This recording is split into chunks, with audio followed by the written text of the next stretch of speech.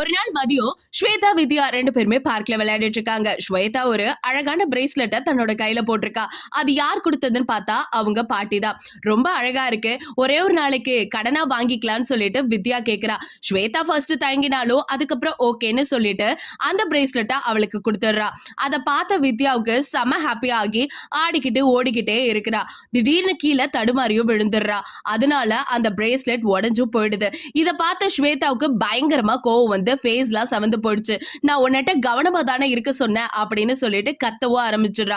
வித்யாவுக்கு என்ன பண்றதுனே தெரியாம கண் கலங்கி அப்படியே நிக்கிறா.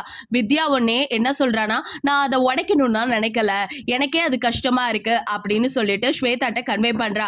ஆனா ஸ்வேதா எதையுமே காதுல வாங்கிக்கவே இல்ல. அன்னைக்கு நைட்டு ஸ்வேதாவோட அம்மா இவளோட மனநிலை தெரிஞ்சுக்கிட்டோனே இதுக்கு கண்டிப்பா ஒரு லெசன் நடத்தியே ஆகணும்னு சொல்லிட்டு ஒரு விஷயத்த சூப்பரா சொல்லி தராங்க.